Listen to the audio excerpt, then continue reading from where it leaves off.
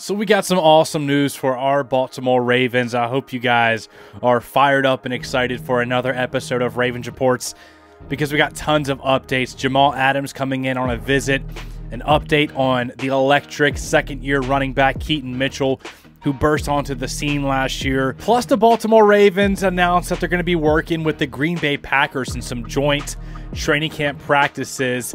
That's going to be fun with a really young and hungry team coming off a divisional exit in the playoffs last year, a playoff team with a great offensive scheme. And we got some more doubters of the Baltimore Ravens and much more Baltimore Ravens news. So welcome in to another episode of Ravens Reports. It's your guy Noah here with For the Flock. As always, bringing you guys our top 5 news reports and storylines coming out of our Baltimore Ravens today. I hope you all are having a great day. Let's dive into the content. At number 1, a really exciting update on running back Keaton Mitchell, who quite literally burst onto the scene last year as an undrafted free agent. His 4.3 speed translated right on to game production. Keaton Mitchell had 47 carries last year, averaging 8.4 yards a pop, 396 rushing yards, as well as 93 receiving yards, averaging 10.3 a catch. He had a breakout game against the Seattle Seahawks, 9 carries for 138 yards and a touchdown, and then was having another great game against the Jaguars when he went down on December 17th, and that horrific knee injury cut his season short. It was a really bad, gruesome hyperextension. In that game before the horrific hyperextension of that knee, he had 9 carries for 73 yards, 8.1 yards a pop, 2 catches for 15 yards. This guy was really becoming a huge difference maker in the offense with just breakaway speed. But John Harbaugh gave us an update that he is on track, if not ahead of schedule, with his recovery process. Multiple reporters say that he's walking around without a knee brace. That's great. And John Harbaugh said that he's going to start running next week in his rehab process, and that we know he's not going to be back in training camp or even the beginning of the season, but he'll be back sometime into the season. And that's great news because Keaton Mitchell and Derrick Henry duo getting handed the ball by Lamar Jackson, man, that is a nasty trio of rushing threats coming at you, play in and play out, man, especially with Patrick Ricard leading the way. This offense is going to be good. At number 2, the Baltimore Ravens had a visit with the all-pro safety Jamal Adams. He is now coming off of some injuries. He's a free agent. He was released by the Seattle Seahawks after having a nice career so far with the Jets and the Seahawks, but he's been often injured lately, and that's why he's available on the free agent market. The Ravens are definitely looking for another safety. There's some guys out there. Jamal Adams is one of them. To be 100% honest, I'm not a huge fan of this. I'll tell you why in here in a second, but I want to offer you Tony Lombardi's original thoughts on his tweet that sums this up pretty nicely. The Ravens' interest in Jamal Adams is intriguing. He's not a cover safety, so I'm thinking it's a chess move by Eric DeCosta to get another safety that they are interested in to make up his mind, or it's a favor to an agent. We know this type of stuff happens. Or he's a potential dime inside linebacker, having that role as a third down, obvious pass situation linebacker where he can be alongside of Roquan Smith in those dime situations and those obvious passing downs. He's also been excellent as a blitzer all throughout his career.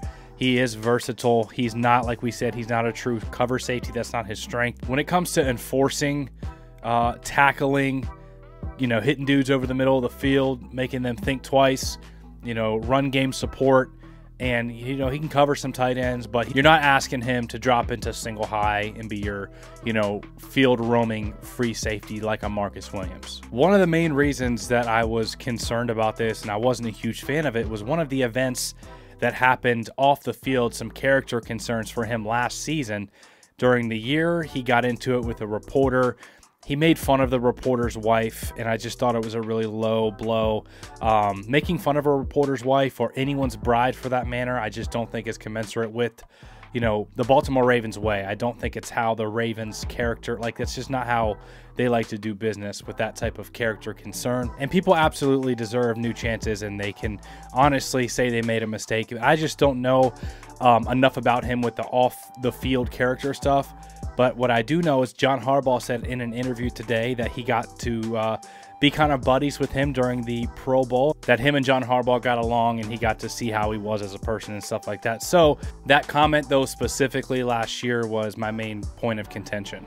At number 3, the Baltimore Ravens announced that they are partnering up with the Green Bay Packers for some joint practice. Actually, I think it's one joint practice in Green Bay before the preseason game. This is exciting because the Packers are a very young, very hungry team. So it's going to be some really good competitive battles. Iron sharpens iron. You can look on their roster. They got tons of young talent. And the Ravens, you look at their roster, they got tons of young talent. So these guys are going to sharpen each other. The Packers and the Ravens are both just excellent franchises, well-ran, playoff teams almost every single year. And they both have excellent schemes. We know what Matt LaFleur, the type of offensive system he runs, how good of a quarterback Jordan Love really turned into last year. Man, he was one of the highest graded quarterbacks during the back half of the season.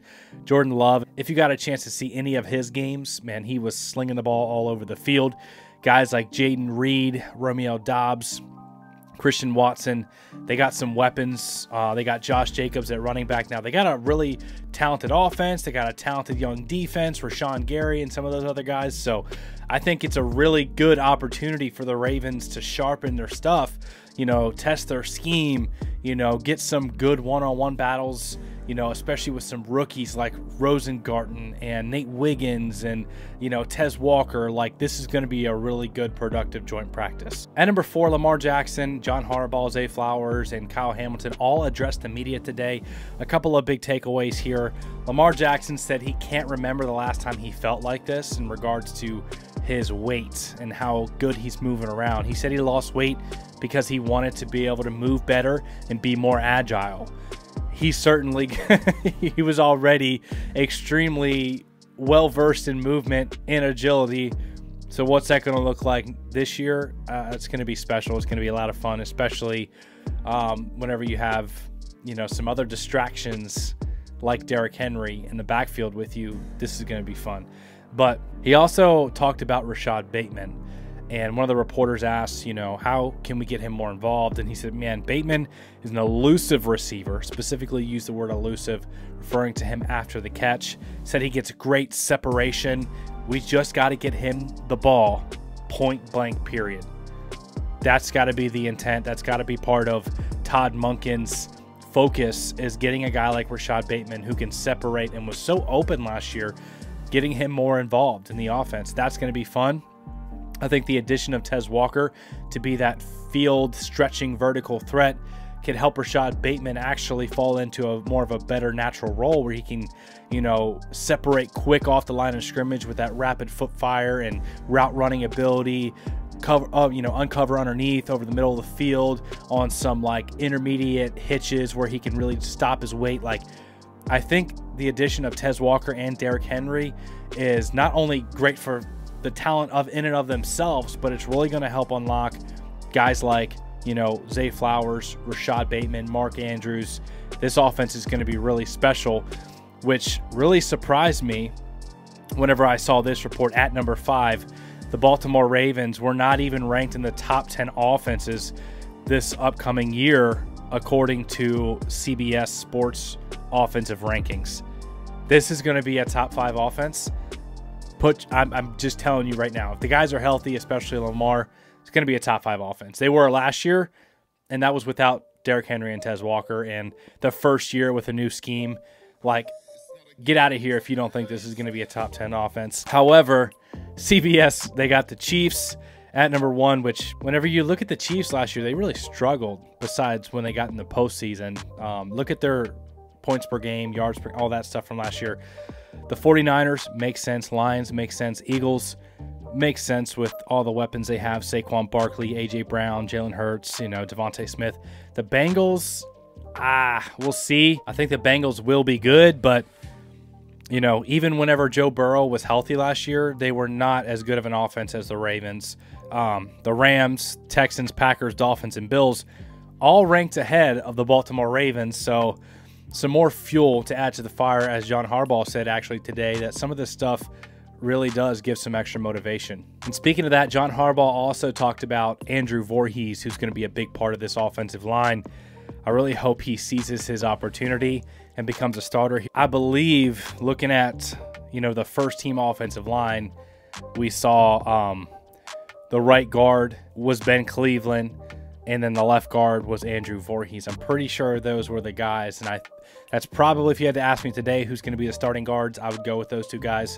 And then right tackle is going to be a battle between Falele and Rosengarten, because I'm not just going to straight up say Rosengarten's going to take it. He's going to have to go earn it. They're not going to just give him that spot. Daniel Falele, going into his third year, is going to be battling for that spot as well. The offensive line will be one of the biggest question marks. Go one of a few ways. That's like one of the biggest question marks that I'm excited to see how that shakes out. But I have faith in the coaching staff and the talent they have on this team that they're going to have a really good, complete offensive line and offense and team as a whole. So if you guys enjoyed today's content, don't forget to hit the like button. It really helps, you know, with the YouTube algorithm, pushing the video out to more people. Don't forget to subscribe and have that notification bell on so we can keep you up to date on all of your Ravens news and content. Man, I love you guys. I appreciate you guys, and we'll see you in the next video.